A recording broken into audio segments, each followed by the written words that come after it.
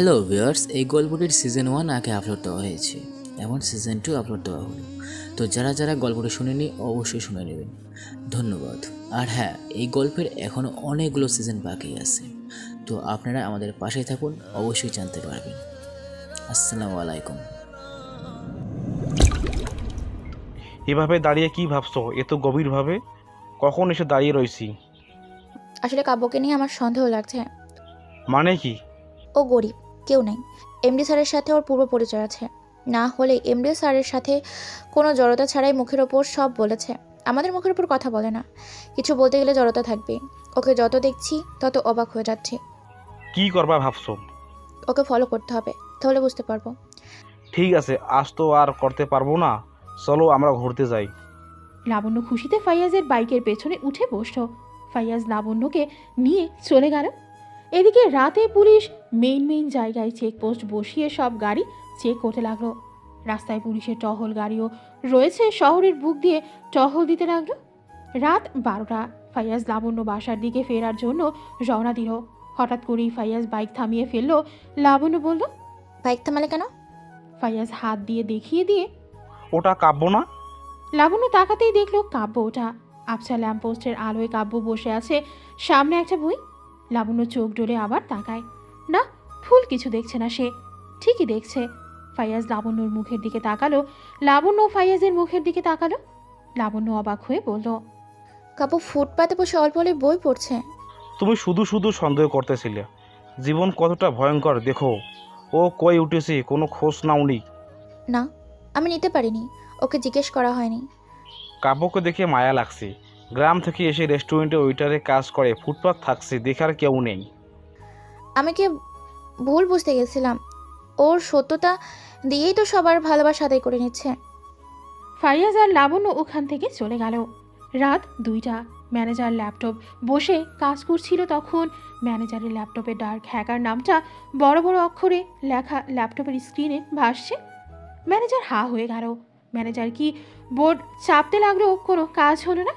ম্যানেজারের বুঝতে বাকি নেই, সব কিছু হাতের কন্ট্রোলের বাইরে চলে গেছে। ম্যানেজার সামনে স্ক্রিনে ভেসে উঠল ম্যানেজার আর একটা মেয়ে এক রুমে অন্তরঙ্গ অবস্থায়। আরেকটা ভিডিওতে ম্যানেজার অফিসের মেয়েদের ব্ল্যাকমেল করে জোরপূর্বক শারীরিক সম্পর্ক করছে। ম্যানেজারের গলা শুকিয়ে গেল এটা দেখে। ম্যানেজারের সামনে সব এক এক করে তার অপকর্মের সব চিত্র ফুটে উঠছে। ম্যানেজার এসব ভিডিও চিত্র দেখে ঢোক গিলতে লাগলো আর ঘামতে শুরু করলো। এসির ভেতর থেকেও ঘেমে যাচ্ছে। ম্যানেজার চোখ বড় বড় করে তাকিয়ে পড়ে হা হয়ে গেল। আদনানের সাথে মিলে যে ডিলটা করেছিল সেটাও ডার্ক হ্যাকারের হাতে। হঠাৎ করেই ভুতুরে চেহারায় ডার্ক ডেভিল এসে, যদি তোরা অপকর্ম কোথাও ফাঁস করতে না চাস, তাহলে আমার কথা মতো কাজ কর। ম্যানেজার হহ বলে রাজি হয়ে গেল। ডার্ক ডেভিল ম্যানেজারকে বলল, ল্যাপটপটা হাতে নিয়ে ছাদে যা। ম্যানেজার পুরো ঘাবড়ে গেল। ম্যানেজার মোস্টামুষ্টি করতে লাগলো। ডার্ক ডেভিল বলল, যদি চাস তাহলে তোর এই অপকর্মের সব ভিডিও ফাঁস করে দিচ্ছি। ম্যানেজার উঠে দাঁড়িয়ে, না না, এমনটা করো না। আমি তোমার সব কথা শুনবো। তুমি আমার সম্মান নষ্ট করো না। তাহলে ছাদে যা। ডার্ক হ্যাকারের কথা মতো ল্যাপটপ হাতে নিয়ে ম্যানেজার ছাদে গেল। ডার্ক হ্যাকার ম্যানেজারকে ছাদের একবারে কার্নিশে যেতে বলল। ম্যানেজার ছাদের কার্নিশে চলে গেল। ডার্ক হ্যাকার ম্যানেজারকে নিচে তাকাতে বলল। ম্যানেজার নিচে তাকালো। নিচে তাকিয়ে ভয় পেয়ে গেল। ডার্ক হ্যাকার বলল, যদি সম্মান বাঁচাতে চাস তাহলে এখান থেকে লাফ দে, আর না হলে তোর ছবি ভিডিও সব লাইভ করে দেখাবো। তোর সম্মান হারাবি আর জনগণের গণধুলায় খেয়েও মরবি। ম্যানেজার ডার্ক হ্যাকারের কথা শুনে ঘাবড়ে গেল। কি করবে এখন? মরতে তো একদিন হবে। জীবনে অনেক অন্যায় করেছে, সেটার হিসাব মেলানোর সময় এসেছে। ম্যানেজার ডার্ক হ্যাকারের কথা শুনতে শুনতে ম্যানেজারের ছাদ থেকে টুস করে লাফ দিল। ডার্ক হ্যাকার জোরে একটা হাসি দিল। কিছুক্ষণ পর প্রশাসনের লোক, মিডিয়ার লোক ঘটনাস্থলে চলে আসলো। খবরটা আদনানের কানে চলে গেল। ম্যানেজারের কথা এমডি শুনে গার্ড নিয়ে বের হলো ম্যানেজারের বাসার উদ্দেশ্যে। আদনান ম্যানেজারের মৃত্যুর খবর পেয়ে হাতে থাকা ফোনটা আছাড় মারল সজোরে। আদনানের মাথা খারাপ হয়ে গেল। এমডির ক্ষতি করা আর সহজ হবে না। কি ভেবে রেখেছিল, কি হয়ে গেল? এমডি ম্যানেজারের বাসায় পৌঁছে গেল। গাড়ি থেকে নেমে ম্যানেজারের লাশের সামনে দাঁড়াতেই মুরাদ এমডিকে দেখে, স্যার, আপনি কি কিছু বলতে পারবেন হঠাৎ করে আত্মহত্যা করার কারণ? না, তবে ফ্যামিলি কোনো সমস্যা? না স্যার, আমরা জিজ্ঞেস করেছি, তেমন কিছুই হয়নি। হঠাৎ করে রুম থেকে ছাদে চলে গেল। ফ্যামিলির লোকজন শব্দ পেয়ে এসে দেখেই পড়ে আছে। তাহলে আপনার তদন্ত করে দেখুন, তাহলে আসল সত্যটা কি। জি, এটা আমাদের কর্তব্য। এটার সুস্থ তদন্ত হবে। আসল আসামিকে সামনে নিয়ে আসব। একজন সোর্স এসে মুরাদের কাছে ফোনটা এনে দিল। মুরাদ ফোনের পাওয়ার বাটন চাপ দিতেই চোখ বড় বড় হয়ে গেল। ফোনের স্ক্রিনে লেখা ডার্ক হ্যাকার। মুরাদ এমডির সামনে থেকে চলে গেল গাড়ির কাছে। এমডি ম্যানেজারের ফ্যামিলির লোকদের সান্ত্বনা দিয়ে কথা বলতে লাগলো। গাড়ির কাছে এসে ফোন পকেট থেকে বের করে সাইবার ক্রাইমের ইনচার্জ তানজিলাকে ফোন করলো। ফোন করা শেষে মুরাদ লাশের সামনে এসে বসে লাশটাকে দেখতে লাগলো। মিডিয়ার লোক ঘিরে ধরে নিউজ করতে লাগলো। এমডি কোম্পানির ম্যানেজার গভীর রাতে ছাদ থেকে লাফ দিয়ে আত্মহত্যা করেছে। হঠাৎ এমন রহস্যের মৃত্যু সবার কাছে অজানা। পরিবারের লোকজন কেউ কোনো কিছুই বলতে পারছে না। সবকিছু ঠিকই ছিল, হঠাৎ করে ফোনে কি করতে করতে ছাদে চলে গেলেন। বিভিন্ন মিডিয়ার বিভিন্ন রকম বক্তব্য দিয়ে নিউজ করতে লাগলো। এমডি ম্যানেজারের পরিবারের সাথে কথা বলে বের হতেই মিডিয়ার লোক ঘিরে ধরে নানা ধরনের প্রশ্ন করতে লাগলো। এমডি মিডিয়ার লোকেদের বলল, ম্যানেজার কেন এমন করছে আমি জানি না, তবে এখানের প্রশাসনের লোকজন আছে, তারা তদন্ত করে আসল রহস্য বের করবে। তারাই বলতে পারবে। ম্যানেজারের বর্তমানে আমি ম্যানেজারের পরিবারের দায়িত্ব নিয়েছি। জরুরি একটি মিটিং আছে, সেখানে যেতে হচ্ছে, গুরুত্বপূর্ণ। বাকি কথা পরে বলবো। মিডিয়ার লোক এমডির প্রশংসা করতে লাগলো। এমডির গাড়িগুলো ম্যানেজারের বাড়ির সামনে থেকে চলে যেতেই তানজিলার গাড়ি এসে থামলো। তানজিলা গাড়ি থেকে নেমে মুরাদের সামনে যেয়ে দাঁড়ালো। মুরাদ তানজিলার হাতে ফোনটা দিল। তানজিলা ফোনের পাওয়ার বাটন চাপ দিতেই ডার্ক হ্যাকার লেখা সামনে ভাসছে। তানজিলা ফোনটা কিছুক্ষণ ঘাটাঘাটি করে লক খুলতে পারল না। মুরাদ বলল, কি বুঝতে পারছো এখানে? স্যার, এই হ্যাকার নতুন, মাথায় অনেক বুদ্ধি খাটিয়ে এই পথে অগ্রসর হতে চায়। লাশটাকে মর্গে পাঠিয়ে দিন। ফোনটা নিয়ে যাচ্ছি, পরে আপডেট জানাবো। যত দ্রুত পারো এটার তথ্য আমাকে জানাও। কে ডার্ক হ্যাকার? লাশ নিয়ে গাড়িতে ওঠানো হলো। মিডিয়ার লোক তানজিলা আর মুরাদকে ঘিরে ধরে প্রশ্ন করতে লাগলো। মুরাদ মিডিয়ার লোকদের সামনে বলতে যাবে, তখন তানজিলা মুরাদকে থামিয়ে ম্যানেজারের ফোনের স্ক্রিন অন করে দিল। ডার্ক হ্যাকার নামটা দেখে সবাই হা হয়ে তাকিয়ে রইল। তানজিলা বলল, ফোনের কার্যকলাপ হ্যাকারের কন্ট্রোলে চলে গেছে, যার কারণে হ্যাকারের কথা মতো ম্যানেজার ছাদ থেকে লাফিয়ে আত্মহত্যা করেছে। টেকো মুরাদ তানজিলার কথা শুনে অবাক হয়ে গেল। মুরাদ বলল, ডার্ক হ্যাকার? হ্যাঁ। তানজিলা ফোনের স্ক্রিনে তাকিয়ে আছে। 5 মিনিট পর দেখলো ডার্ক হ্যাকার স্ক্রিন থেকে সরে গেছে। তানজিলা ম্যানেজারের কার্যকলাপ দেখে অবাক হয়ে গেল। পেছনে ফিরল, তাকিয়ে দেখলো মুরাদ ফোনে কথা বলছে। লাশ গাড়িতে উঠিয়ে নিয়ে চলে গেল। তানজিলা গাড়ির কাছে যেতে মিডিয়ার লোক তানজিলাকে ঘিরে ধরে প্রশ্ন করতে লাগলো। তানজিলা বলল, ম্যানেজারের আত্মহত্যার জন্য ডার্ক হ্যাকার দায়ী। ডার্ক হ্যাকার নামটা শুনতে অবাক হয়ে গেল সবাই। নামটা সবাই ফার্স্ট শুনল। মিডিয়ার লোকজন বলল, কে এই ডার্ক হ্যাকার? এখনো সঠিক বলতে পারছি না, হ্যাকার তো অনেক আছে, তবে এই হ্যাকারের পিছনের মানুষটা মুখোশের আড়ালে থাকে। আমরা চেষ্টা করব ডার্ক হ্যাকারকে খুঁজে বের করার। তানজিলার গাড়ি চলে গেল। মুরাদ গাড়িতে উঠে চলে গেল। সকাল 10টা। জরুরি ভিত্তিতে এমডি সব স্টাফদের ডাকলো। সবাই হল রুমে এসে জড়ো হলো। এমডি রেগে আছে সবার উপর, কিন্তু কেন রেগে আছে এটা কেউ জানে না। একে তো ম্যানেজার আত্মহত্যা করেছে, এটার জন্য কোম্পানি বন্ধ হওয়ার কথা ছিল, কিন্তু এমডি না করে দিয়েছে। সবার মনে একটাই প্রশ্ন, হঠাৎ করে এমডি কেন রেগে আছে? এত জরুরি তলব। এমডি ভেতর ঢুকতে সবাই দাঁড়িয়ে গেল। এমডি সবার সামনে দাঁড়িয়ে রেগে ঝাড়ি দিয়ে, তোমাদের এত বড় সাহস হলো কি করে? আমার কোম্পানিতে এত বড় ঘটনা ঘটে গেল, আমাকে জানানোর প্রয়োজন বোধ করোনি কেন? আমার কোম্পানিতে আমি কাকেই রাখবো না, সবাইকে ছাঁটাই করব। এমডির কথা শুনে সবাই থ হয়ে গেল। সবাই ভয় পেয়ে গেল। আফরিন বলল, স্যার, আপনাকে না জানানোর আমরা সবাই সরি। এমডি ধমক দিয়ে।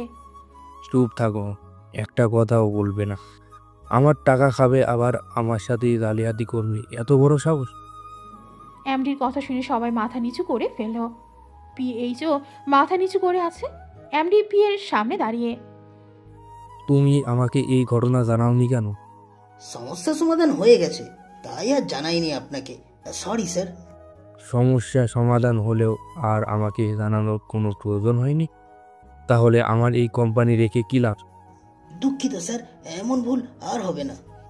1 ঘন্টার ভেতর ম্যানেজারের যত কার্যকলাপ আছে সব ফাইল আমার সামনে এনে রাখবে। আর যারা ম্যানেজারের সাথে যুক্ত আছে, অপকর্ম করার চেষ্টা করছে, তাদেরকেও রেহাই পাবে না। এমডির কথা শুনে সবাই হা হয়ে গেল।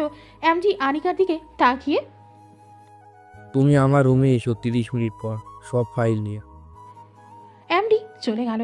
সবাই পিএকে জিজ্ঞেস করতেই পিএ ম্যানেজারের সব অপকর্মের কথা বলল সবাইকে।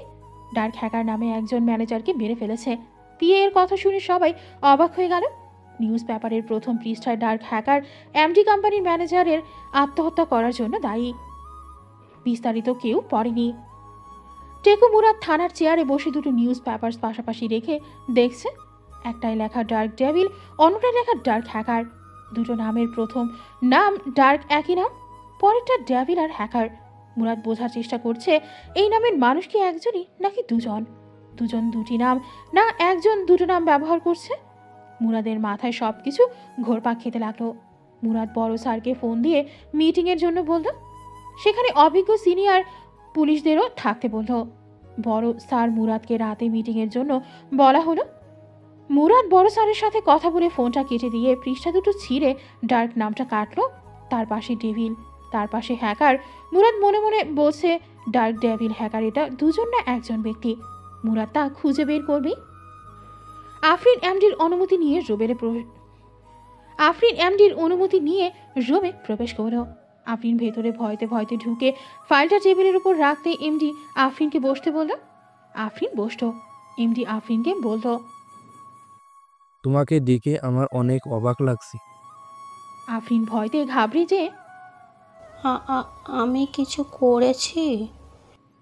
এমডি আফরিনের ভয় পাওয়া দেখে, এখন ভয় পাচ্ছ কেন? যখন ভয় পাওয়ার কথা ছিল তখন কেন পাওনি?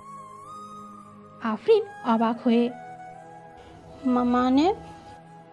আফরিন অবাক হয়ে মানে বলতেই এমডি বলল, এ কি বলতে চাচ্ছি বুঝতে পারছো না? না স্যার। সবাই যখন টেনশনে ছিল তখন তুমি কিভাবে রিল্যাক্স বসেছিলে? তখন একটু ভয় হয়নি যদি সব কিছু হ্যাক হয়ে যেত? আসলে স্যার আমাদের সিস্টেম সিকিউরিটি তো অনেক শক্ত। চেষ্টা করা কারোর পক্ষে সম্ভব না সিস্টেম সিকিউরিটি হ্যাক করে নিয়ে যাওয়ার জন্য। এমডি আফরিনের ঢোক গেলা দেখে পানির গ্লাস এগিয়ে দিয়ে, পানি খেয়ে আসতে পারো? আফরিন গ্লাস হাতে নিয়ে পানি ঢক ঢক করে খেয়ে উঠে চলে গেল।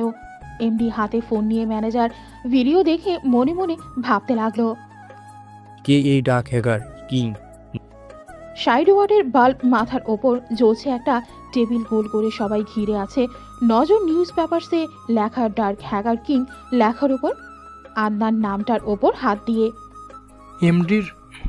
এমডির সাথে এর কোনো সম্পর্ক রয়েছে কিনা?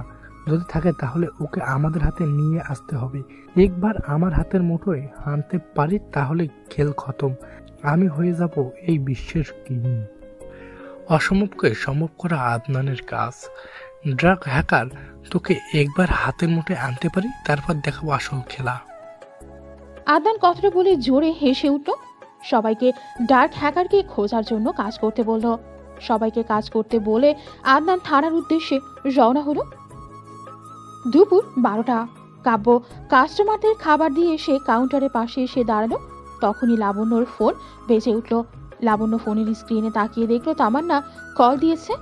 লাবণ্য কল রিসিভ করতেই তামান্না বলল, ওয়েটার, ওই ফকিন্নি বয়টাকে বাসার সামনে পাঠিয়ে দাও, ওর কাজ আছে। ম্যাডামও তো এখানে নেই মানে? আজকে আসেনি রেস্টুরেন্টে? যদি না আসে তাহলে ওকে যেন আর চাকরিতে রাখা না হয়। না না, ম্যাডামও তো এসেছে। আমি ওকে অন্য শাখায় পাঠিয়েছি। ওখানে আজ লোক কম, স্যার পাঠাতে বললো তাই পাঠালাম। ঠিক আছে, বুঝতে পেরেছি। আপনি কি আজ আসবেন? না, আজকে বাবার অফিসে যেতে হবে, ডিল আছে একটা। ঠিক আছে। তামান্না কলটা কেটে দিল। লাবণ্য ফোনটা পাশে রাখলো। কাব্য লাবণ্যর মুখের দিকে তাকিয়ে, আপনি আমার জন্য মিথ্যে কথা বলতে গেলেন কেন? তোকে এত ভাবতে হবে না। দেখ ওখানে কি লাগে। কাব্য আর কোনো কিছু না বলে চলে গেল। লাবণ্য নিজের কাজ করতে লাগলো। দুপুর 2টা। আদনান থানার ভেতর ঢুকতে ঢুকতে মুরাদকে বলল, স্যার হঠাৎ আমাকে তলব করলেন যে? তোদের মতো শয়তান যেখানে আছে সেখানে মুরাদ তো থাকবেই। আদনান অবাক হয়ে, মানে স্যার? তোকে কখন আসতে বলেছি? এত দেরি করলি কেন? একটা কাজে আটকে গিয়েছিলাম, সেখান থেকে আসতে দেরি হয়েছে। কেন ডেকেছেন বলেন? মুরাদ নিজের ফোনে একটা ভিডিও চালিয়ে দিয়ে আদনানের দিকে দিল। আদনান ফোনটা হাতে নিয়ে ভিডিও দেখে গলা শুকিয়ে গেল, ঢোক গিলতে লাগলো। তখন মুরাদ বলল, তোকে কেন ডেকেছি বুঝতে পারছিস? চান্দু, এতদিন তোকে বাগে পাইনি, আজ পেয়েছি। আদনান টেকো মুরাদের দিকে তাকিয়ে, স্যার কি করতে হবে আমাকে? টেকো মুরাদ টাক মাথায় হাত বুলিয়ে, আমার মাথায় টাক্কনে পড়েছে, এটা যদি তোকে বোঝাতে হয় তাহলে তো তোকে। আদনান মুরাদকে থামিয়ে, বুঝছি স্যার, আর বলতে হবে না। টেকো মুরাদ হেসে দিয়ে, মাথায় আর এমনি এমনি টাক পড়েনি, বুঝেছিস? কোনো রকম চালাকি করলে তো বুঝিস। সময় মতো পৌঁছে দেব, আসি স্যার। আদনান উঠে চলে আসলো। মুরাদ শয়তানি একটা হাসি দিল।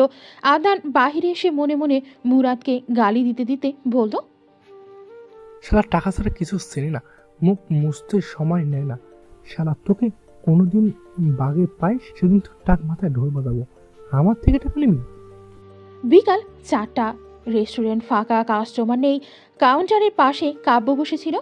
তখন লাবণ্য বলল, তুই কি পড়াশোনা করিস? লাবণ্যর হঠাৎ এমন প্রশ্ন করা দেখে আমতা আমতা করতে লাগলো। লাবণ্য বুঝতে পেরে, ভয় পাস না, আমি তোকে চাকরি থেকে ছাঁটাই করব না, সত্যিটা বল। কাব্য মাথা নিচু করে, হ্যাঁ করি। কোনো সুযোগ অসুবিধা হলে আমাকে জানাবি। গ্রামের কলেজে ভর্তি হয়েছিস? লাবণ্য অবাক হয়ে, তুই খরচ চালাস কি করে? তোর বেতনের সব টাকা তো আমি তোর বাসায় পাঠাই দিই। তাহলে ওখানকার আমার মাসিক বেতন ফ্রিতে করে দিয়েছে করিম চাচার পরিচিত ওখানকার পরিচালক। আমাকে শুধু পরীক্ষার ফিক্স দিতে বলেছে, বাকিটা তারা দেখে নেবেন। তাই বল, তার টাকা তো জোগাড় করিসনি, ফিস কিভাবে দিবি? তখন একটা ব্যবস্থা হয়ে যাবে না। তোর টাকার প্রয়োজন হলে আমাকে বলিস। আর কলেজে কি যাওয়া লাগবে না? আপডেট কিভাবে জানবি? পরীক্ষার সময় পরীক্ষা দিলেই হবে। আর আপনি এখন যে কম্পিউটার চালাতে দেন, এটার থেকে অনেক কিছু শিখে ফেলেছি। লাবণ্য কাব্যের কথায় অবাক হয়ে গেল। কলেজে না গিয়ে এখানে থেকে কি দিয়ে কি করে কে জানে। রেস্টুরেন্টের ভেতর 6টা ছেলে ঢুকলো। চেয়ারে যেয়ে বসলো। লাবণ্য কাব্যকে বলল, দেখ তো ওদের কি লাগবে। কাব্য ছেলেগুলোর সামনে যে দাঁড়ালো। ছেলেগুলোকে দেখে অবাক হয়ে গেল। সেদিন রাতের সেই 4টা ছেলে একটা মেয়েকে টেনে হিস্ট্রে গাড়িতে তুলেছিল। কাব্যকে দেখে ওদের ভেতর একজন বলল, তুই ওই সেক্সি গার্লটাকে পাঠিয়ে দে, আমরা ওর কাছেই অর্ডার করব। কাব্য ছেলেটার কথা শুনে রাখতে যেয়েও নরম সুরে বলল, স্যার আমি এখানকার ওয়েটার, আমার কাছে অর্ডার করেন। কম্পিউটারে যিনি বসে আছেন উনি ম্যানেজার, এটা ওনার কাজ না। কাব্যের কথা শুনে পাশ থেকে আরেকটা ছেলে উঠে কাব্যের পাশে গালে ঠাস করে চর বসিয়ে দিল। ছোট লোকের বাচ্চা, তোর যা বলছি তাই কর, এত কথা বলিস কেন? চিনিস আমাকে? সালা মেয়ের পুত রেখে দেব। পাশ থেকে আরেকজন কাব্যকে লাথি মেরে, এই যা সামনে থেকে। কাব্য কিছুটা সরে গেল। ছেলেগুলোর দিকে তাকিয়ে পড়ল। লাবণ্য কাউন্টার থেকে উঠে এলো। কি সমস্যা এখানে? লাবণ্যকে সামনে আসতে দেখে একজন কুদৃষ্টিতে তাকিয়ে, উফ কি মাল রে মাইরি, মন চাচ্ছে এখনই এখানে। ছেলেটাকে থামিয়ে দিয়ে আরেকজন বলল, কন্ট্রোল লেছিস না, রাত তো এখনো বাকি রয়েছে। লাবণ্য ওদের বাজে কথা শুনে কি ধরনের অসভ্যতামি হচ্ছে? এটা অসভ্যতামির জায়গা নন, বের হয়ে যান এখান থেকে। পাশ থেকে আরেকটা ছেলে বলল, উফ বেবি, রেগে যাচ্ছে কেন? আমরা তো তোমার জন্যই আসছি এখান থেকে। ছেলেগুলোর কথা শুনে কাব্য রেগে, কথাবার্তা ঠিকমতো বলেন, কাস্টমার আপনারা, খাবার খেয়ে চলে যাবেন। বাজে কথা যদি আর কেউ বলেন তাহলে আপনাদেরকে কে। কাব্যর কথা শুনে ছেলেগুলো উঠে কাব্যকে মারতে শুরু করলো আর বলল, কি করবি তুই? চিনিস আমাদের? কাব্যকে নিচে ফেলে মারতে মারতে একজন কোমর থেকে পিস্তল বের করে কাব্যের কপালে ঠেকিয়ে, চাইলে তোকে এখানে মেরে ফেলতে পারি, তোর কোনো বাপ নেই তোকে বাঁচানোর। তোর মতো ছোট লোককে মেরে হাত ময়লা করতে চাই না। আর সুন্দরী, তোমাকে রাতে দেখে নিব। ছেলেগুলো হুমকি দিয়ে চলে গেল। লাবণ্য কাব্যকে ধরে, তুই কেন ওদের সাথে কথা বলতে গেলি? এটা তো নতুন না, অনেকে অনেক কিছুই তো বলে, সব কিছু শুনে হজম করতে হয়। কাব্য লাবণ্যের মুখের দিকে তাকিয়ে পড়ল। ফাইজা এসেই, কি হয়েছে লাবণ্য? ওকে মেরেছিস কেন? ও নিশ্চয় তোর সাথে বিয়াদবি করেছে, তার জন্য। লাবণ্য বিরক্তি নিয়ে, যেটা জানিস না তা বলিস না। ও গরিব বলে ওর ওপর দোষ চাপাবি সবসময়? ফাইজা বলতে যাবে লাবণ্য ফাইজাকে থামিয়ে দিয়ে, তোর কাজ কর, যে কোনো কথা যেন না বলা যায়। লাবণ্য কাব্যকে উঠিয়ে কাউন্টারে নিয়ে বসালো। ফাইজা লাবণ্যের বিরক্ত হওয়া দেখে চলে গেল। লাবণ্য কাব্যকে বোঝাতে লাগলো যে যাই বলুক সব কিছু ধৈর্য ধরে শুনতে হবে, মাথা গরম করা যাবে না। রাত 8টা। পুলিশের সুপারের কার্যালয়ে সবাই সময় মতো উপস্থিত হলো। তানজিলাও এসেছে মিটিংয়ে। গোল টেবিলের চেয়ার, ছোট বড় সব অফিসাররা বসে আছে। সবার সামনে দুটো করে পেপারস রাখা। পেপারসের প্রথম পৃষ্ঠায় ডার্ক ডেভিল, আরেকটায় ডার্ক ডেভিল হ্যাকার কিং। সবাই দেখছে, তখনই মুরাদ সবাইকে বলল, তোমাদের কি মনে হয় এখানে ব্যক্তি একজন না দুজন? মুরাদের কথা শুনে একজন এক এক মন্তব্য করতে লাগলো। তানজিলা বলল, এখানে আমরা দ্বিপাক্ষিক ধরে নিই। একজনকে ধরতে পারলে আরেকজনকে ধরা সহজে সম্ভব হবে। আমরা দুজনই ভেবে নেওয়া ভালো, একজন অনলাইন জগতের আর একজন বাস্তবিক জগতের। দুজনের দু ধরনের কাজ। তানজিলার কথা শুনে মুরাদ বলল, তুমি বলতে চাচ্ছ একজন ধরা পড়লে সব জানা যাবে? জি স্যার। তবে কে এই ডেভিল হ্যাকার নতুন করে মাথাচাড়া দিয়েছে? এটার রহস্য উদ্ঘাটন করতে গেলে আগে তাকে আমাদের ধরতে হবে। এর জন্য আমি 10 টিমের একটা দল গঠন করেছি। সবার সাহায্য পেলে আসামিকে আমরা ধরতে পারবো। আসামিকে ধরতে আপনার যত সহযোগিতা লাগে আমরা সবাই করব। আপনি আপনার প্ল্যান মতো কাজ করেন। তানজিলার কথায় সায় দিয়ে উঠল। মুরাদ সবাইকে প্ল্যান সম্পর্কে বলতে লাগলো। রাত 11টা। রেস্টুরেন্ট বন্ধ করে যে যার মতো চলে গেল। রেস্টুরেন্টের সামনে কাব্য দাঁড়ানো। লাবণ্য কাব্যের পাশে দাঁড়িয়ে, তোর বাসাটা জানি কই? কাব্য লাবণ্যর দিকে তাকিয়ে, ওই তো সামনে। চল আজকে তোর বাসায় যাব। কাব্য অবাক হয়ে, মানে আমার বাসায় যাবেন কেন? দেখতে যাব তুই কই থাকিস। তোর কোনো অসুবিধা হলে আমি তোর বাসা কিভাবে চিনব, তাই ভাবছি আজ যাব। আজ না, অন্য একদিন যেন। কেন রে? অন্যদিন বাসায় ঠিক করে তারপর নিয়ে যাবি? পরে যদি তোকে না পাই তখন? কাব্য থতমত খেয়ে, লাবণ্য কাব্যকে থামিয়ে দিয়ে, তুই রাস্তার ফুটপাতে থাকিস, ল্যাম্পপোস্টের আবছা আলোয় বই পড়িস, আমি সব কিছুই জানি, দেখেছি। কাব্য মাথা নিচু করে, আমাকে এই শহরের কেউ চিনি না, আমিও চিনি না। আমার কাছে ভাষা ভাড়া দেবে কে? আমারই ভুল হয়েছে তোর কাছে প্রথম দিন না জিজ্ঞাসা করাটা। তোর থাকার ব্যবস্থা নেই, আমাকে বলতি, আমি তোর একটা ব্যবস্থা করে দেওয়া উচিত ছিল। না লাগবে না, এখানে ঠিক আছি, সমস্যা হয় না। চুপ থাক, এসব অন্যরা না বুঝলেও আমি বুঝি কতটা কষ্টের। কাব্য মাথা নিচু করে দাঁড়িয়ে রইল। ফাইয়াজ এর মধ্যে চলে আসলো। লাবণ্য বাইকে উঠে, কাল দুপুরে আমার সাথে বাসা দেখতে যাবি, বাসা ভাড়া লাগবে না, আজকের মতো রাস্তায় কাটিয়ে নে। কাব্য লাবণ্যর মুখের দিকে হা করে তাকিয়ে পড়ল। ফাইয়াজ লাবণ্যকে নিয়ে চলে গেল। কাব্য রাস্তার ওপারে চলে গেল, মিরানের পাশে বসলো। 11:45। ফাইয়াজ লাবণ্যকে গেটের সামনে নামিয়ে দিয়ে চলে গেল। লাবণ্য গেট দিয়ে যখনই ভেতরে ঢুকতে যাবে তখনই পেছন থেকে লাবণ্যর মুখ চেপে ধরে। লাবণ্য ছটফট করতে লাগলো। কে এভাবে মুখ চেপে ধরেছে লাবণ্য দেখতে পাচ্ছে না। আরেকজন পেছন থেকে লাবণ্যর চোখ বেঁধে দিল। লাবণ্যকে টেনে গাড়ির ভেতর ওঠালো। গাড়ি চলে গেল। বাসার দারোয়ান এমন দৃশ্য দেখে লাবণ্যর মা বাবাকে খবর দিল। সবাই ছুটে আসলো। ফাইয়াজকে ফোন করে সবটা বলল। কারা যেন লাবণ্যকে তুলে নিয়ে গেছে। ফাইয়াজ খবর পেয়ে লাবণ্যর বাসায় চলে আসলো। ফাইয়াজ দারোয়ানকে জিজ্ঞেস করলো কারা তুলে নিয়ে গেল, তাদের কাউকে চিনো কিনা। দারোয়ান বলল, কয়েকটা ছেলে মুখে মাস্ক লাগানো ছিল, ম্যাডামকে টেনে গাড়িতে তুলে নিয়ে চলে গেল। ফাইয়াজ লাবণ্যর মা বাবাকে নিয়ে থানায় চলে আসলো। রাত 12:30 থানায় এসে দেখলো অফিসার নেই। জিজ্ঞেস করাতে বলল মিটিং থেকে এখনো ফিরেনি। ফাইয়াজ সবাইকে থাকার কথা বলে যেতে যাবে তখনই মুরাদ সামনে এসে দাঁড়ালো। মুরাদ ভেতরে এসে দেখে বলল,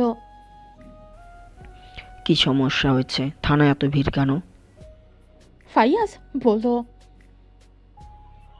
আমার বউকে বাসার সামনে থেকে তুলে নেওয়া হয়েছে। Kidnapping case? স্যার, আপনারা এখন পদক্ষেপ না নিলেও লাবণ্যকে পাওয়া যাবে না। যা করার তাড়াতাড়ি করেন। মামার বাড়ির আবদার দেখি এসেছ, মামলা করে চলে যাও, সকালে খোঁজ নিও। আপনারা কোনো পদক্ষেপ নেবেন না? 24 ঘন্টা না যাওয়া পর্যন্ত আমরা কোনো অ্যাকশনে যেতে পারবো না। হতে পারে ও কিডন্যাপিংয়ের নাটক সাজিয়ে মাস্তি করতে গেছে। মুরাদের কথায় ফাইয়াজ রেগে গেল। লাবণ্যর মা বাবা ফাইয়াজকে উত্তেজিত হতে নিষেধ করে থানা থেকে একরাশ হতাশা নিয়ে চলে গেল। ফাইয়াজ তার বন্ধুদের নিয়ে লাবণ্যকে খুঁজতে লাগলো। ফাইয়াজ টেনশনে পড়ে গেল। কোথায় খুঁজবে এখন? এই শহরে যে একবার কিডন্যাপ হয় সে আর ফিরে আসে না। ফাইয়াজের মুখের দিকে তাকানোর মতো অবস্থা নেই। রাত 2টা। মুরাদের ফোনে কল আসলো। মুরাদ কল ধরতেই ওপাশ থেকে একজন বলল, চালান কিন্তু শহরে ঢুকে গেছে, কোনো অসুবিধা যেন না হয়। মুরাদ হেসে দিয়ে ফোনের এ পাশ থেকে, চিন্তা করবেন না স্যার, আপনার গাড়ি কেউ আটকাবে না। আমার শহরে আপনার গাড়ি নিরাপদ। ওপাশ থেকে, সকালে তোমার নাস্তা পৌঁছে যাবে। ধন্যবাদ স্যার, আপনাদের জন্যই তো এই টেকো মুরাদ। কলটা কেটে দিল। মুরাদ গাড়ির নাম্বার দিয়ে ওর কয়েকজন সোর্সদের বলল গাড়ি চেক না করতে। মুরাদ সবাইকে নিষেধ করে দিয়ে কলটা কেটে দিল। রাত 2:30। লাইটিং রুমের ভেতর লাবণ্যের চিৎকারে রুমটা ভারী হয়ে গেল। লাবণ্যর পরিবার সব জায়গায় খুঁজতে লাগলো, কিন্তু কোথাও খোঁজ মিলল না লাবণ্যর। ফাইয়াজ হতাশ হয়ে রাস্তার এক কোণে বসে পড়ল। রাত 2:30। লাবণ্যকে বড় একটা বারের 3 তলার একটা রুমে আটকে রেখেছে। একজন মেয়ে লাবণ্যর চোখ খুলে দিল। অন্ধকার রুমে লাইট জ্বলে উঠল। লাবণ্যর সামনে লোকগুলোকে দেখে অবাক হয়ে গেল। দুপুরের সেই ছেলেগুলো, সবগুলোর মুখে শয়তানি হাসি ফুটে উঠছে। একজন লাবণ্যর দিকে শর্ট জামা কাপড় ছুঁড়ে মেরে বলল, বেশ তো, এগুলো পরে নে। যদি জোর করতে হয় তাহলে শরীরের একটা অংশও ভালো থাকবে না। তুই আজকে আমাদের সবার রাতের পরী। লাবণ্য ভয়তে হাত জোর করে কান্না করে, আমার এত বড় সর্বনাশ করবেন না, আমাকে ছেড়ে দেন। পাশ থেকে আরেকজন বলল, তোকে তো ছেড়ে দেওয়ার জন্য এখানে তুলে আনিনি। আমাদের টার্গেট যার উপরে পড়ে তারা আর বাঁচতে পারে না। তোর যা পিকার না, মাথা নষ্ট করা। আরেকজন বলল, এই দেরি করছিস কেন? বস্তায় পড়ে নে, নেশা করে তোকে আনন্দ দেব। সবাই একত্রে হেসে উঠল। লাবণ্য ভয়তে কাঁপতে লাগলো, কান্না করতে লাগলো।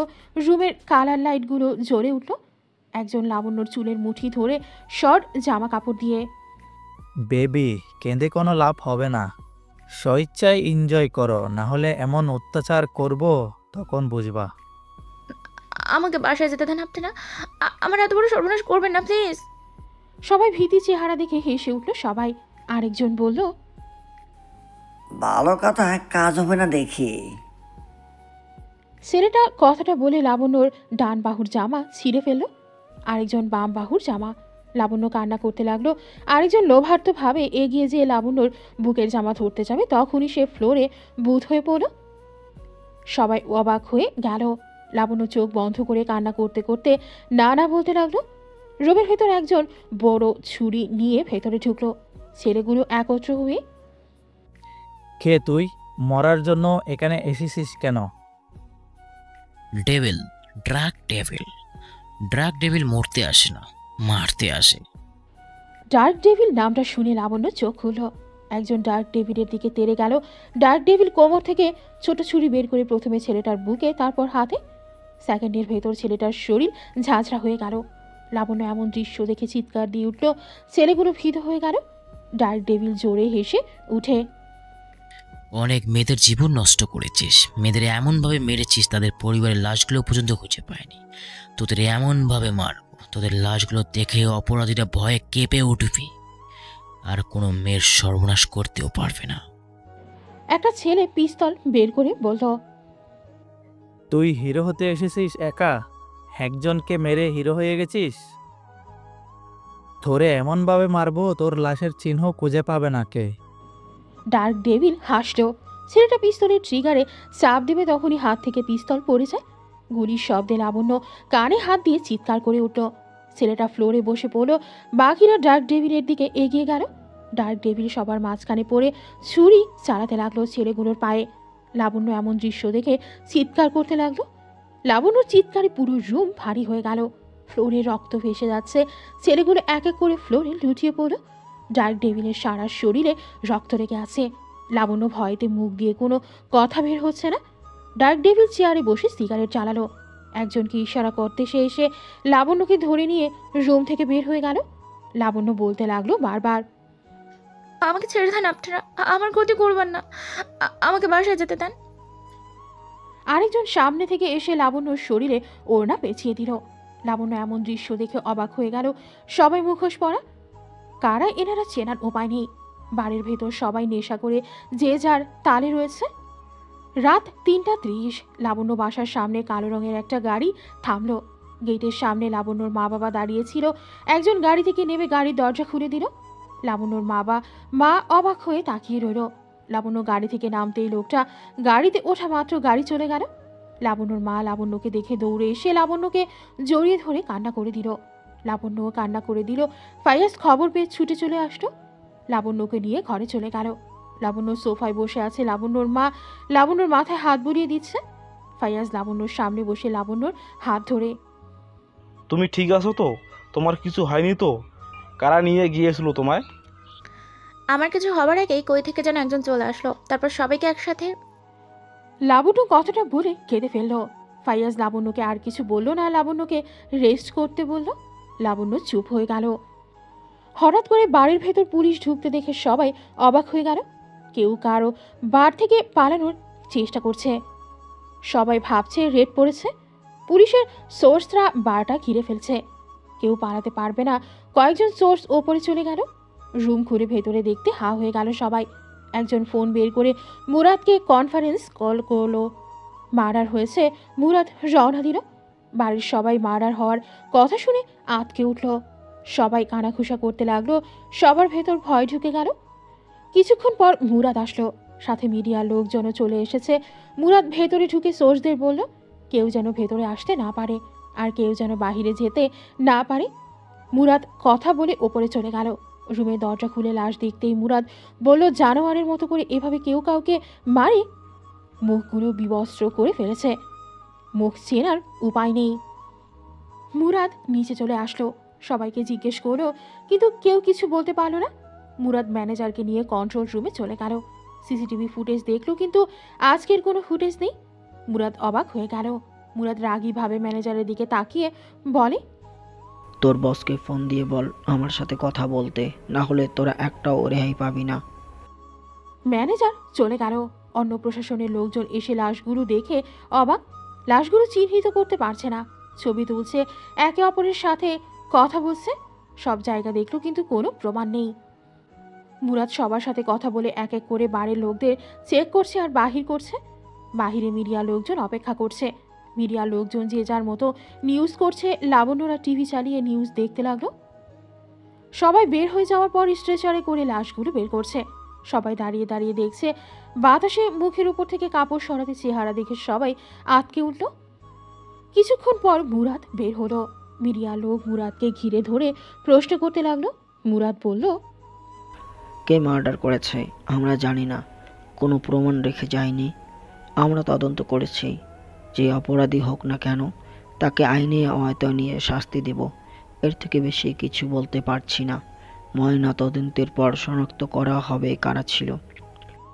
মুরাদ কথাটা বলেই চলে গেল গাড়িতে উঠে। মিডিয়ার লোকরা নিউজ করতে লাগলো। সকাল 9টা কাব্য রেস্টুরেন্টের সামনে দাঁড়িয়ে রইল। এখনো আসেনি। রেস্টুরেন্টের সামনে কাব্য পায়চারি করতে লাগলো। 30 মিনিট পর ফাইজা আসতো। চাবি দিয়ে রেস্টুরেন্ট খুললো। কাব্য আর চোখে ফাইজাকে দেখছে।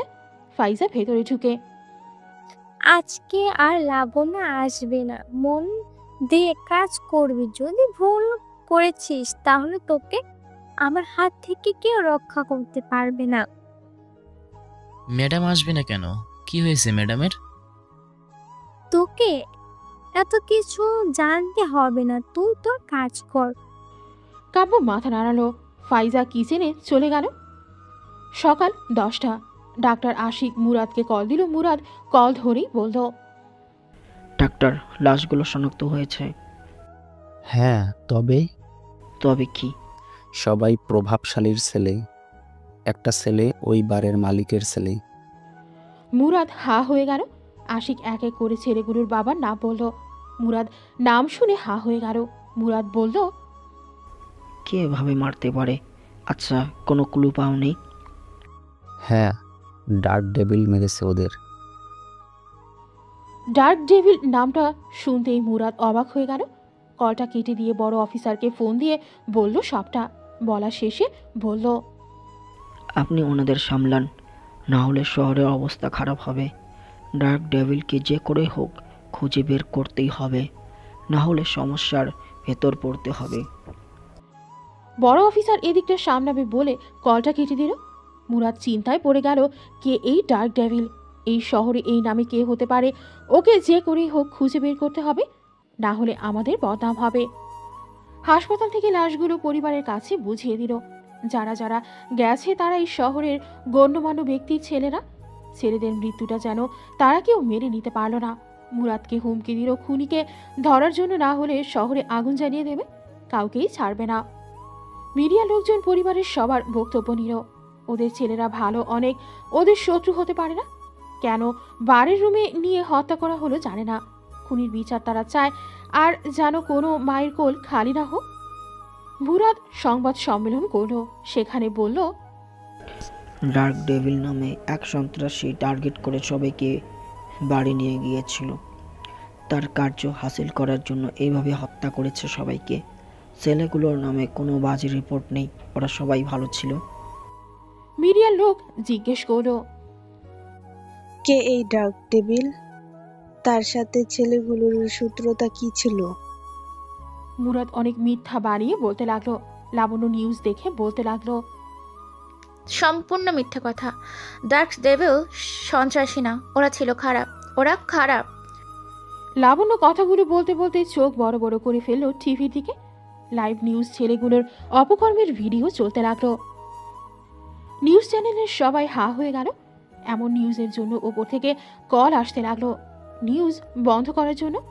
অনেক চেষ্টা করেও বন্ধ করতে পারছে না, সব হাতের বাহিরে চলে গেছে। হ্যাক হয়েছে চ্যানেল। মুরাদ নিজের মতো করে বলে গেল। মিডিয়ার লোকেদের ফোনে টং করে মেসেজ বেজে উঠল। সবাই মেসেজটা দেখে অবাক হয়ে গেল। মিডিয়ার লোক একজন ভিডিওটা দেখাতেই মুরাদের কাছে ফোন দিল। মুরাদ ভিডিওটা দেখে ঘামতে শুরু করলো। মিডিয়ার লোক বলল, আপনি বললেন ওরা সবাই ভালো, ওরা এভাবে কত মেয়ের জীবন নিয়ে নিয়েছে, তার কোনো কেস ফাইল হয়নি। সবাই প্রভাবশালী ছিল বলে তাদের ছেলেরা ইচ্ছে মতো অপকর্মে লিপ্ত ছিল। মিডিয়ার প্রশ্নের তোপের মুখে পড়ে মুরাদ আমতা আমতা করে, আমাদের কাছে কোনো কমপ্লেন আসেনি, আসলে নিশ্চয়ই আমরা এর পদক্ষেপ নিতাম। মুরাদ বেশি কিছু না বলে চলে গেল। মিডিয়ার লোকজন বুঝতে পারল না তাদের প্রশ্নের সব উত্তর না দিয়ে চলে গেল কেন। এদিকে কাব্য কাউন্টারে বসে কম্পিউটার চালাচ্ছিল। তখনই ফাইজা পেছন থেকে বলল, ওই ফকুনের বাচ্চা, কাউন্টারে বসেছিস? তোর তো সাহস কম না? ওদের কাউন্টারে বসে আছে, অর্ডার কি তোর বাপ এসে নেবে? ফাইজার মুখে বাপ কথা শুনে কাব্য ফাইজার মুখের দিকে তাকিয়ে পড়ল। ফাইজা বলল, ফকুনের বাচ্চা, আমার মুখের দিকে তাকিয়ে আছিস? যা কাউন্টারে যা, ম্যাডাম আসুক, তোর ব্যবস্থা করেছি। কাব্য কোনো কিছু না বলে ক্যাশ কাউন্টার থেকে উঠে ফাইজার মুখের দিকে তাকিয়ে মুচকি হেসে দিল। ফাইজা হাসিটা যেন সহ্য করতে পারল না, বলতে লাগলো, গান কোনো লজ্জা নেই? এত বলি তাও লজ্জা নেই, আবার হাসে, ছোট লোক কোথাকার। এদিকে ডার্ক ডেভিলকে প্রথমে সবাই গালি দিলেও পরে লাইভ দেখে জনসাধারণের মুখে প্রশংসায় ভেসে যাচ্ছে। সব জায়গায় ডার্ক ডেভিল নামটা ফুটে উঠল। দুপুর 1টা, তামান্না রেস্টুরেন্টে এসে দেখলো লাবণ্য আজ আসেনি। তামান্না ফাইজাকে জিজ্ঞেস করলো, লাবণ্য আসেনি কেন? গতকাল রাতে বাসা যাওয়ার সময় লাবণ্যকে কয়েকজন তুলে নিয়ে গিয়েছে। গভীর রাতে ওকে আবার বাসার সামনে নামিয়ে দিয়ে গিয়েছে। তামান্না কথাটা শুনে অবাক হয়ে গেল। কি এত বড় ঘটনা ঘটে গেল, আমি জানি না। ম্যাডাম, আমি জানতাম না, সকালে জেনেছি। এদিকে কোনো অসুবিধা নেই তো? না ম্যাডাম, তবে ও ফকুন্নিটার বেশি জ্বালাচ্ছে, ওকে আমার সন্দেহ হচ্ছে। কিসের সন্দেহ? ও ঘুরে ফিরে কাউন্টারে এসে বসছে কেন? মনে হয় টাকা চুরি করার মতলব আছে। ডাকো ওকে। ফাইজা কাব্যকে ডেকে আনলো। কাব্য আসতেই তামান্না বলল, কি রে, তুই টাকা চুরি করার জন্য বারবার ক্যাশে বসছিস? কাব্য মাথা নাড়াতে নাড়াতে না বলল। তামান্না বলল, শোন, তোর যদি চাকরি করার ইচ্ছে থাকে তাহলে আর যেন তোকে ক্যাশের ধারেও যেন না দেখি। আর একবার যদি শুনি তুই বসেছিস তাহলে তোকে চাকরি থেকে বের করে দিব। কাব্য ফাইজার মুখের দিকে তাকালো। ফাইজার মুখে শয়তানি হাসি স্পষ্ট ফুটে উঠছে।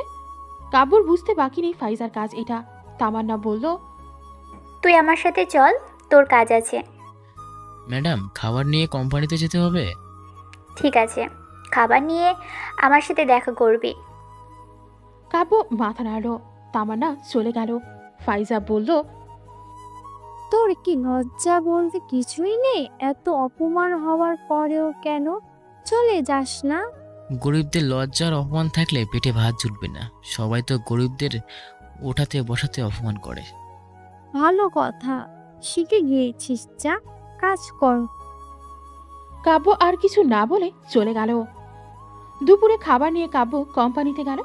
খাবার ক্যান্টিনে দিয়ে চলে আসতে যাবে তখন একজন বলল, তোমাকে আফরিন ম্যাডাম দেখা করে যেতে বলেছে। লোকটার কথা শুনে কাব্য অবাক হয়ে গেল। হঠাৎ করে আরফিন ম্যাডাম আমাকে দেখা করতে বললো কেন? কাব্য চলে গেল আফরিনের ডেস্কে। আফরিন কাব্যকে দেখে, এসেছো, বসো। না, আমার কাজ আছে। কফি না খেয়ে কোথাও যেতে পারবে না। আজ না, অন্য একদিন। বসতে বলেছি তোমাকে, বসো। কাব্য আর কিছু না বলে বসলো। কফি আনলো, কাব্যকে দিল। কফি খেতে খেতে কাব্যর সাথে কথা বলতে লাগলো। কাব্যর খোঁজ খবর নিতে লাগলো। কোথায় বাসা, এখানে থাকে কই, সব কিছুই। 2 দিন পর কাব্য অর্ডার নেওয়ার জন্য টেবিলের কাছে যেয়ে বসে থাকা ছেলেগুলোকে দেখে অবাক হয়ে গেল। কাব্য চলে আসবে ঠিক তখনই ঠাস ঠাস করে চরের শব্দ হলো। রেস্টুরেন্টের সবাই তাকিয়ে পড়ল অবাক হয়ে। তামান্না বিকালে লাবণ্যদের বাসায় গেল। লাবণ্যকে বলল, এত বড় একটা ঘটনা ঘটে গেল, আমাকে জানাসনি কেন? কারা নিয়ে গিয়েছিল? চিনি না ওদের। তোর কোনো ক্ষতি করেনি তো? না করার আগে আরেকজন ওদের হাত থেকে আমাকে বাঁচিয়ে নিয়েছে। তাকে কি চিনিস? না। লাবণ্যর মা তামান্নার জন্য নাস্তা এনে সামনে রাখলো। তামান্না বলল, বাসায় বসে রেস্ট নে, স্বাভাবিক হলে চাকরিতে জয়েন করিস। কোনো সুবিধা অসুবিধা আমাকে জানাস, বাবা জানিয়ে দিচ্ছি। স্যারকে জানানোর কি দরকার ছিল? সে টেনশন করবে। ওটা নিয়ে তোর ভাবতে হবে না, আমি সামলে নিব। ভেঙে পড়িস না, ওকে? তামান্না লাবণ্যর সাথে আরও কিছুক্ষণ কথা বলে চলে গেল। কাব্য রেস্টুরেন্টে আসতেই ফাইজা কাব্যকে বকতে লাগলো। কাব্য মাথা নিচু করে ফাইজার বকা হজম করতে লাগলো। সন্ধ্যার পর টেকো মুরাদের ফোনে কল আসলো। মুরাদ নাম্বারটা দেখে তাড়াহুড়ো করে ফোন রিসিভ করি। স্যার স্যার আপনি কল দিয়েছেন যে? ওপাশ থেকে গম্ভীর গলায় বলল, ফোনটা কেন দিয়েছি বুঝতে পারছিস না? কার এত বড় সাহস আমার শহরে এসে আমার সাথী আর তার ছেলেদের মেরে ফেললো? স্যার স্যার এদিকটা আমরা দেখছি। কোনো দেখা দেখি সময় নেই। ডার্ক ডেভিলকে হয়তো জীবিত আর না মৃত দেখতে চায়। স্যার স্যার আমরা যে করেই হোক ডার্ক ডেভিলকে ধরবই, জীবিত আর নয় মৃত্যু অবস্থায় সবার সামনে নিয়ে আসবো। ও কোন শহরে ঢুকছে ও জানে না। আমি কোনো কথা শুনতে চাই না, আমার ডার্ক ডেভিলকে দরকার। ওপাশ থেকে লোকটা মুরাদকে হুমকি দিয়ে কলটা কেটে দিল। মুরাদ টেনশনে পড়ে গেল। এতদিন এরকম কোনো ঝামেলা ফেস করেনি সে, কিন্তু আজ করতে হচ্ছে। মুরাদ কল দিয়ে সবাইকে রাতে অলিতে গলিতে অভিযান চালাতে বলল, যে করে হোক ডার্ক ডেভিলের সন্ধান চাই। রাত 8টা। তামান্না রেস্টুরেন্টে আসলো। এসে ফাইজাকে জিজ্ঞেস করলো, খাবার কেমন আছে? ম্যাডাম কম আছে। খাবারগুলো ওয়েটারকে দিয়ে রাস্তার মানুষদের দিয়ে দিতে বলো। তামান্নার কথা শুনে ফাইজা অবাক হয়ে, ম্যাডাম আপনাদের তো লস হয়ে যাবে। আপনি এই কথা বলেছেন, আপনি তো লস পছন্দ করেন না। তোমাকে যা বলছি করো, আর রেস্টুরেন্ট বন্ধ করে বাসায় চলে যাও। রাতে বের যেন না হওয়া হয়। কেন ম্যাডাম? পুলিশ অভিযান চালাবে আজ রাতে, তাই শহরের পরিস্থিতি ভালো না এখন।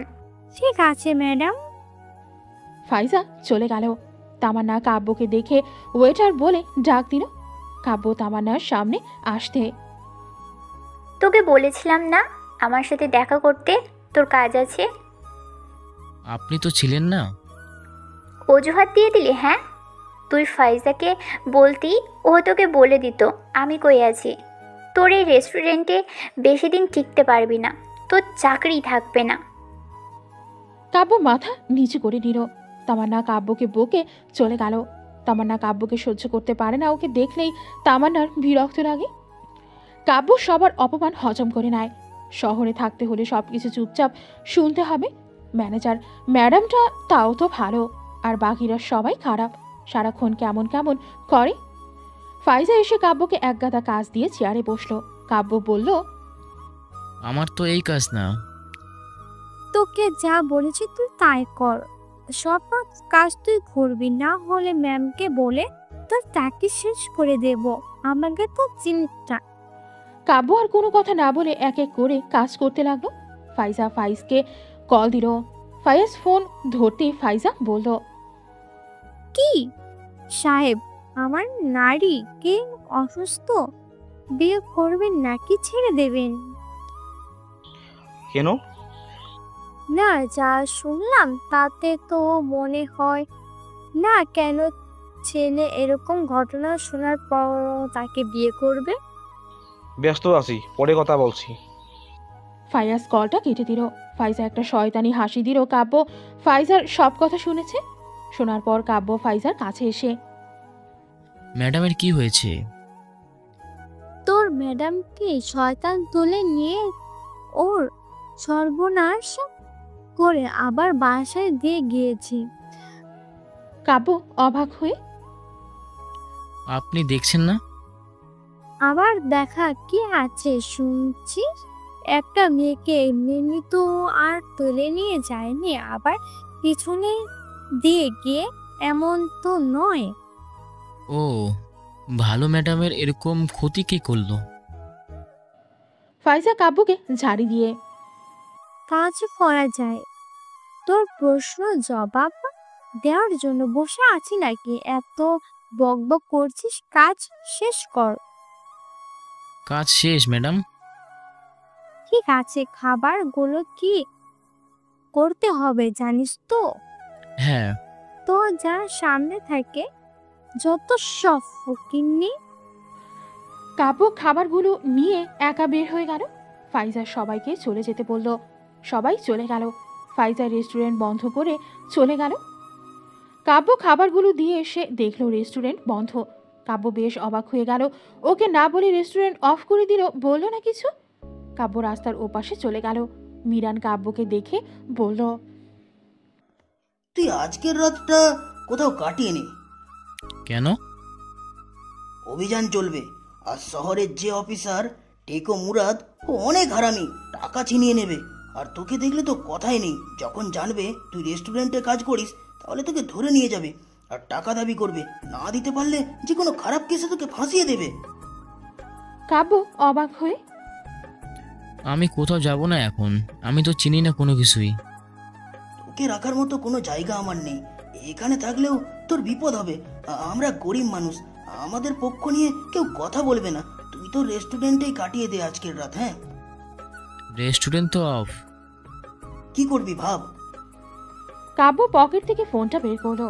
কাব্য লাবণ্যকে কল দিল। লাবণ্য কল রিসিভ করতেই কাব্য বলল, ম্যাডাম, আপনারা বলে কার ক্ষতি করেছেন, তাই আপনি আসেননি আজ? তোমাকে এই কথা কে বললো? ফাইজা ম্যাডাম। আমার কোনো ক্ষতি হয়নি, আমি ঠিক আছি। কাব্য লাবণ্যকে এক এক করে সবকিছু বলল। লাবণ্য কাব্যর কথা শুনে, তুমি ব্যাগ নিয়ে গাড়িওয়ালাকে বলো ঠিকানা সে নামিয়ে দিবে, নেমে আমাকে কল করো। ঠিক আছে। কলটা কেটে দিল। মিরান বলল, কিরে কি হলো? থাকার জায়গা হয়ে গেছে, ম্যাডাম যেতে বলেছে। মিরান দীর্ঘশ্বাস ফেলে। যাক, তোকে নিয়ে চিন্তায় ছিলাম, চিন্তা মুক্ত হলাম। দেরি করিস না, চলে যা। হ্যাঁ। মিরান কাব্যকে গাড়িতে উঠিয়ে দিল। অটোওয়ালাকে ঠিক ঠিকানায় নামিয়ে দিতে বলল। কাব্য চলে গেল। কাব্য লাবণ্যদের বাসার সামনে গেটে নেমে লাবণ্যকে কল দেয়। লাবণ্য কাব্যকে ভেতরে আসতে বলল। দারোয়ান গেট খুলতেই কাব্য গেট দিয়ে বাসার ভেতর ঢুকলো। কাব্য বাসাটার দিকে হা হয়ে তাকিয়ে রইল। লাবণ্য নিচে এসে, আসতে অসুবিধা হয়নি তো? এত বড় বাড়ি আপনাদের? লাবণ্য কাব্যের কথা শুনে হেসে দিয়ে, এটা আর বলা হলো কি করে? এটা তো সামান্য ছোট, এর থেকেও বড় আছে। আমাদের গ্রামে তো এত বড় বিল্ডিং নেই, এখানে এসে যত বড় বড় বিল্ডিং দেখছি। ভেতরে এসো। কাব্য লাবণ্যর সাথে ঘরের ভেতর ঢুকলো। কাব্যকে ড্রয়িং রুমে বসতে বলে ভেতরে গেল। লাবণ্য তার মা বাবাকে এনে কাব্যর সাথে পরিচয় করিয়ে দিল। লাবণ্য কাব্যকে বলল, রাতে খেয়েছিস? হ্যাঁ, খাবার দিছিল, ওখান থেকে খেয়ে নিয়েছি। আয় আমার সাথে। লাবণ্য কাব্যকে নিয়ে ছাদে চলে গেল। ছাদের ওপর একটা গেস্ট রুম করা আছে, ওটা লাবণ্য খুলে দিয়ে কাব্যকে বলল, আজ থেকে তুই এখানে থাকবি। আর শোন, ভাড়া লাগবে না, ঠিক আছে? ম্যাডাম, আপনি অনেক ভালো। রেস্টুরেন্টের সবাই খারাপ, আমার সাথে খারাপ ব্যবহার করে। কাব্য রেস্টুরেন্টে কি হয়েছে সব বলল। লাবণ্য শুনে, মন খারাপ করিস না, একদিন সব ঠিক হয়ে যাবে। তোরও কম্পিউটার লাগবে, আমার একটা আছে রুমে, ওইটা আমি চালাই না, তুই ওটা ব্যবহার করতে পারিস। আপনার কম্পিউটার আমাকে দেবেন? আমার এত উপকার করেছেন। আজ আমি তোর উপকার করছি, কাল হয়তো তুই আমার উপকার করবি। ব্যাগ রাখ, আমার সাথে এসে পিষে নিয়ে যা। কাব্য খুশি হয়ে লাবণ্যকে অনেকগুলো ধন্যবাদ দিল। লাবণ্যর সাথে গেল। লাবণ্য তার পিসি কাব্যের হাতে দিল আর বাকিগুলো নিয়ে রুমে গেল। লাবণ্য পিসি সেট করে দিয়ে নিচে চলে আসলো। রাত 1টা সবাই সব পয়েন্টে অভিযান চালাতে লাগলো। মুরাদ রাস্তার পাশে শুয়ে থাকা মানুষগুলোকে জাগিয়ে তুলে দেখছে। টাকা পেলে টাকা নিয়ে নিচ্ছে। এরকম করতে করতে মিরানকে ডেকে তুললো। মিরানকে দেখে সবকিছু চেক করলো। মিরানের কাছে টাকা পেয়ে টাকা নিয়ে নিল। মিরান বলল, স্যার স্যার, গরিবের পেটে এভাবে লাথি মারবেন না। চুপ থাক, না হলে জেলে নিয়ে যে এমন পিটানি দিব বুঝবি তখন 10 বছরও বের হতে পারবি না। মিরান চুপ হয়ে গেল। সবার কাছ থেকে টাকা হাতিয়ে নিয়ে সোর্সের কাছে বলল, সব গাড়ি ঠিক মতো চেক করা হচ্ছে তো? মুরাদের কথায় হ্যাঁ বলল। একটা গাড়ি দাঁড় করালো। মুরাদ ড্রাইভারের সাথে কথা বলছে। কথা বলা শেষ করে পেছনের সিটে বসা ভদ্রলোককে প্রশ্ন করলো, কই যাচ্ছে, কই থেকে আসছে। ভদ্রলোক সব কিছু বলল। ব্যাগ দেখতে চাইলেও ভদ্রলোক ব্যাগ দেখালো। ব্যাগের ভেতর টাকা দেখে মুরাদ ভদ্রলোককে গাড়ি থেকে নামালো। ড্রাইভারকে চলে যেতে বলল। ড্রাইভার চলে গেল। ভদ্রলোক কিছুই বুঝতে পারল না। মুরাদকে জিজ্ঞেস করতেই মুরাদ বলল, যদি নিজের ভালো চাস চলে যা, না হলে কিন্তু। ভদ্রলোক ঘাবড়ে যেয়ে আমতা আমতা করে বলল, স্যার আমার টাকা ব্যাগটা দেন, আমি চলে যাই। ভদ্রলোকের কথা শুনে মুরাদ বলল, ব্যাগে গাঞ্জা নিয়ে আসছিস, আবার টাকার কথা বলছিস। এই ওকে ধর। মুরাদের কথায় সোর্সরা ভদ্রলোককে ধরল। ভদ্রলোক বলল, স্যার আমার মেয়ের বিয়ে, টাকা না হলে মেয়েকে বিয়ে দিতে পারবো না। ভাইয়ের কাছে সব সম্পদ বিক্রি করে টাকা নিয়ে গ্রামে যাচ্ছি। আমার এত বড় সর্বনাশ করবেন না স্যার। গাজার চোরাচালান করছিস, আবার বলছিস মেয়ের বিয়ের জন্য টাকা ব্যাগে। তুই তো অনেক চালাক দেখি। গাড়িতে তোল, থানায় নিয়ে 2-4 ঘা দিলে সত্যি কথা বের হবে। মুরাদের কথা মতো লোকটাকে হ্যান্ডকাপ পরিয়ে গাড়িতে তুলল। লোকটা আকুতি মিনতি করতে লাগলো। মুরাদ যেন কথাগুলো কানেই তুলল না। টাকার ব্যাগ নিয়ে নিজের গাড়িতে রাখলো। মিরান বসে বসে দেখতেছিল আর মনে মনে বলছে, কেউ নেই একে শাস্তি দেওয়ার মতো। সবাই মরে, ও মরে না কেন সালা। রাত 2:30। তানজিলা ফাইল দেখতেছিল, তখনই হুট করে কম্পিউটার চালু হয়ে গেল। তানজিলা কম্পিউটার চালু হওয়া দেখে অবাক হয়ে গেল। মনিটরের স্ক্রিনে বড় বড় করে লেখা উঠল ডার্ক হ্যাকার কি। নিচে কয়েকটা ব্যাংকের নাম লেখা। তানজিলা হা হয়ে তাকিয়ে রইল।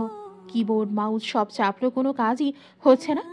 ব্যাংকগুলো থেকে টাকা ট্রান্সফার হচ্ছে অন্য একটা অ্যাকাউন্টে। তানজিলার কলিগরা সবাই হা হয়ে গেল এমনটা দেখে। তানজিলার বুঝতে বাকি রইল না ডার্ক হ্যাকার অনেক বুদ্ধিমান আর শক্তিশালী। তানজিলা দেরি না করে ব্যাংকগুলো লোকেশন বের করে প্রতি এরিয়ায় অফিসারদের ইনফর্ম করলো, যাতে করে ব্যাংকগুলোই চলে যায়। তানজিলার কথা মতো প্রশাসনের লোকজন ব্যাংকগুলোয় চলে গেল। সেখানে যেয়ে কোনো কিছুই পেল না। সবাই তানজিলাকে কল দিয়ে বকলো, এটা মিথ্যা ছিল। তানজিলা অবাক হয়ে গেল। আজব ব্যাপার, ডার্ক হ্যাকার কি হচ্ছে, ইচ্ছা করে এমন করে হয়রানি করলো। তানজিলা অন্য একটা কম্পিউটারে বসে লোকেশন বের করার চেষ্টা করছে, কোথায় আছে ডার্ক হ্যাকার কি। তানজিলা লোকেশন বের করে ফেললো। সাথে সাথে মুরাদকে কল দিল। মুরাদ কল রিসিভ করতেই তানজিলা বলল, আপনার একটা হেল্প লাগবে। হ্যাঁ বলো। আপনার ফোনে একটা লোকেশন শেয়ার করছি, ওই লোকেশনে ডার্ক হ্যাকার কিং এখন অবস্থান করছে। মুরাদ লোকেশন দেখে, আমি তো এই লোকেশনে আছি, এখানে তো কেউ নেই। আপনি ভালো করে দেখুন, আজকে ডার্ক হ্যাকার কিংকে ধরতে হবে। আমি আসছি। তানজিলা কলটা কেটে দিল। মুরাদ দেরি না করে সোর্স নিয়ে তল্লাশি করতে শুরু করে দিয়েছে। কিছুক্ষণ পর তানজিলা চলে আসলো। গাড়ি থেকে নেমে মুরাদকে বলল, পেয়েছেন কাউকে? না, এখানে সব দোকানপাট অফ। এখানে ডার্ক হ্যাকার কিভাবে আসবে? কিন্তু লোকেশন তো এখানে দেখাচ্ছে, ও নিশ্চয়ই আশেপাশে কোথাও আছে। তানজিলা দেরি না করে ড্রোন বের করে চারপাশ দেখতে লাগলো।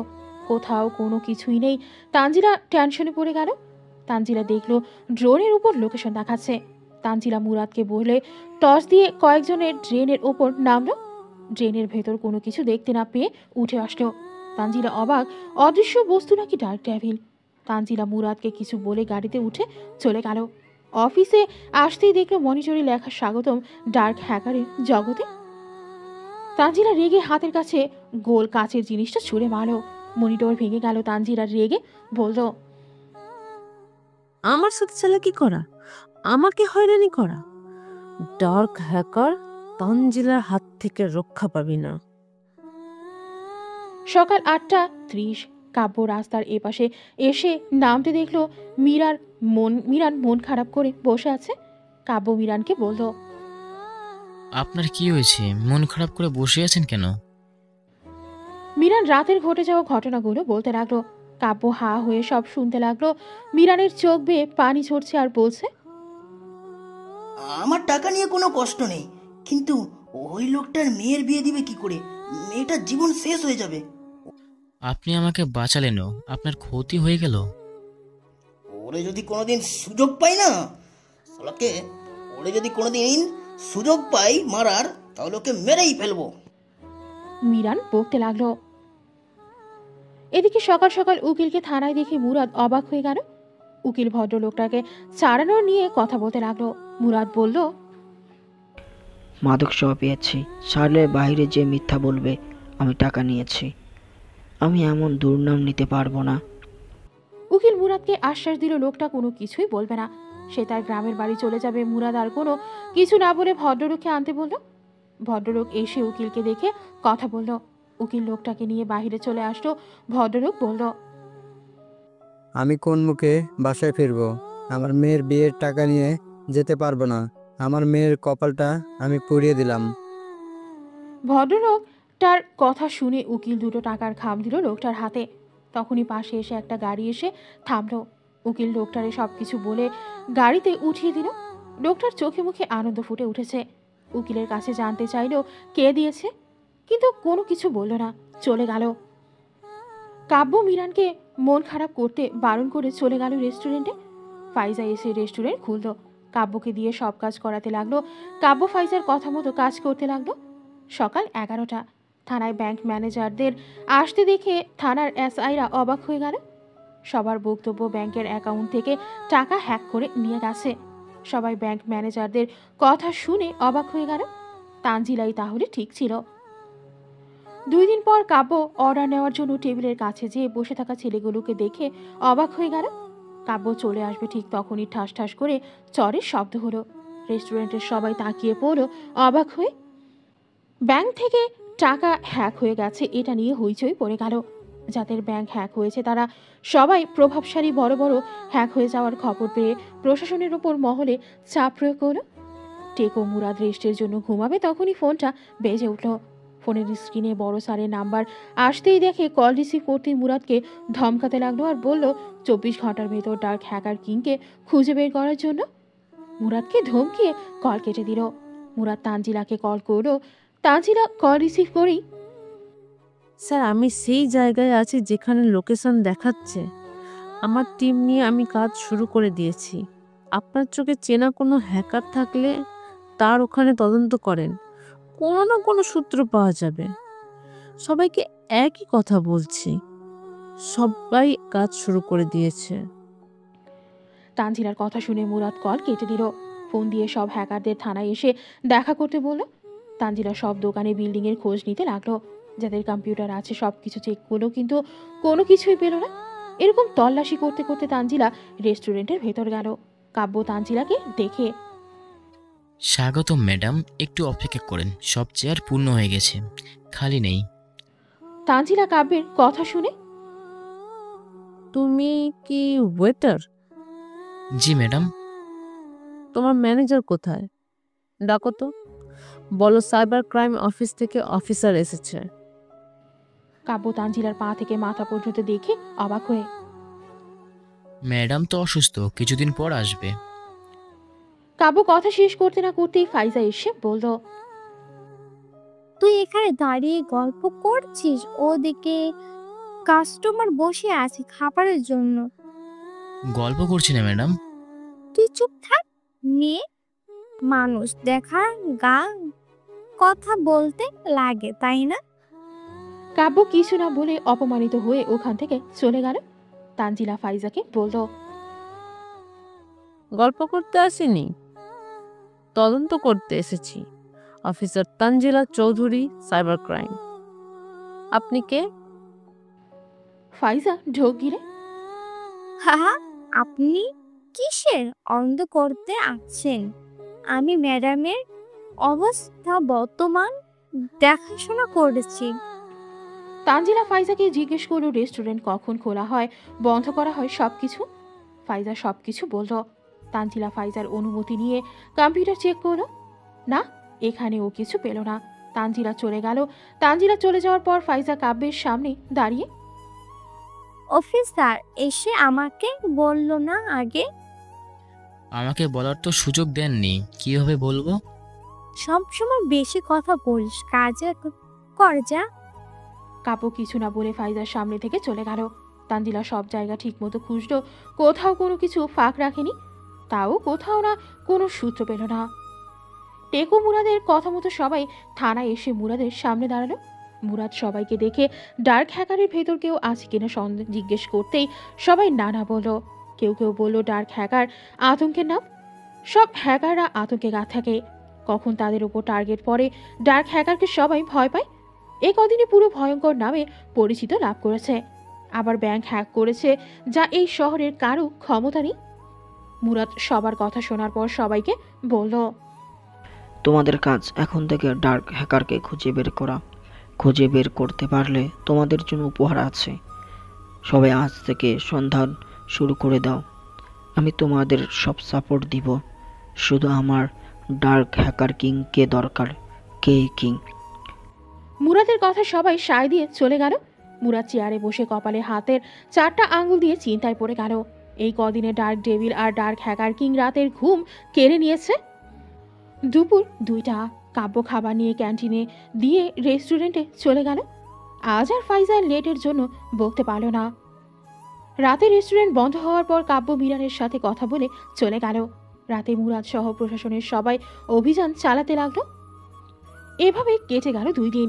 এই 2 দিনে শহরে বেশি অপকর্ম হয়নি। সুযোগ বুঝে মুরাদ যার থেকে পারছে টাকা হাতিয়ে নিয়েছে। ভয়তে কেউ মুখ খোলেনি। 2 দিন পর কাব্য কিচেনে কাজ করতেছিল। ফাইজা কাব্যকে ডেকে বলল, ওই টেবিলে যে দেখ কি অর্ডার করেন। কাব্য টেবিলের দিকে তাকিয়ে দেখলো চেয়ারে রাজ আকিবরা বসা। মেনু কার্ড হাতে নিয়ে শয়তানি করছে। কাব্য বলল, ম্যাডাম, কিচেনে আমার কাজ আছে, আপনি যে নিয়ে আসুন। ফাইজা কাব্যের দিকে চোখ পাকিয়ে তাকিয়ে। কাব্য ফাইজাকে কথা শেষ করতে না দিয়ে সামনের দিকে চলে গেল আর মনে মনে বলতে লাগলো, সারাক্ষণ শুধু ফোন নিয়ে টিপে থাকেন, ম্যানেজার ম্যাডাম আসলে ওনার কাছে নালিশ দেব। কাব্য মনে মনে কথাটা বলতে বলতে টেবিলের সামনে দাঁড়ালো। রাজ মেনু কার্ড দেখিয়ে অর্ডার করতে যেয়ে কাব্যকে দেখে রাজ উঠে দাঁড়িয়ে কাঁধের ওপর থাবা মেরে, আরে ফকিন্নি, তুই এখানকার ওয়েটার নাকি তুই? স্যার, আপনাদের অর্ডারটা দেন। পাশ থেকে আগিব উঠে দাঁড়িয়ে কাব্যের কাঁধে থাবা মেরে, ফকিন্নির বাচ্চার দেখে বাপ বাড়ছে, ভেবে পাই না তোকে ওয়েটারের চাকরি কে দিল। তোর মতো গ্রামের ক্ষেতকে ওয়েটার মানায় না, তুই তো সুইপার হওয়ার যোগ্য। কাব্য মাথা নিচু করে, স্যার অর্ডারটা দেন, না হলে আমি অন্য টেবিলে যাব। আমার কাস্টমার বসে আছে, তাদের অর্ডার নিতে হবে। উবরে শালা, এত কথা কবে শিখলি তুই?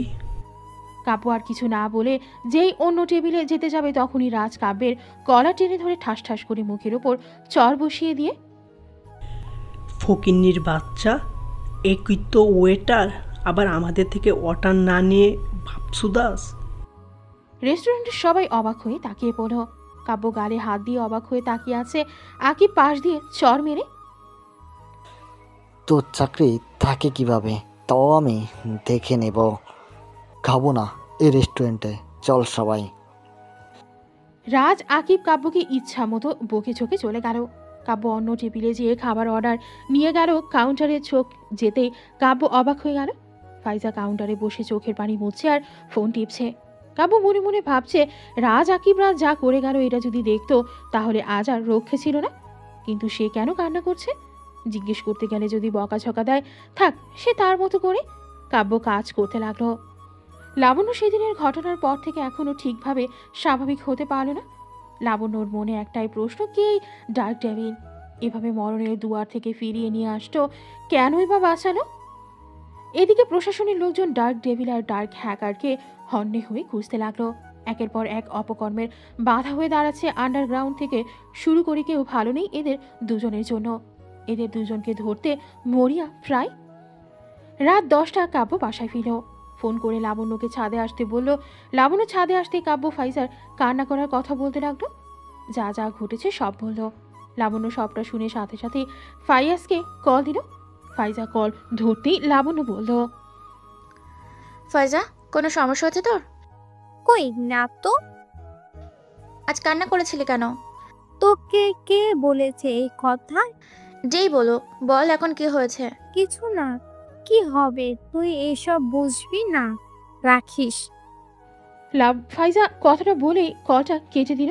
লাবণ্য অবাক হয়ে গেল। লাবণ্য আবারও ফাইজাকে কল দিল, ধরল না, কেটে দিল। আবারও কল দিল, ফোন সুইচ অফ। লাবণ্য কাব্যের দিকে তাকিয়ে, বড় কোনো সমস্যা হয়েছে নিশ্চয়ই। তুই আমাকে ফোন করে কেন বলিস না দুপুরে? আমি বুঝতে পারিনি। লাবণ্য আর কিছু না বলেই নিচে চলে গেল। কাব্য আর কোনো কিছু না ভেবে রুমে চলে গেল। রাত 1টা তানজিলার ফোনে মেসেজ আসলো। তানজিলা মেসেজটা দেখলো ডার্ক হ্যাকার আইডি থেকে আসছে। মেসেজ দেখলো একটা ভিডিও পাঠিয়েছে।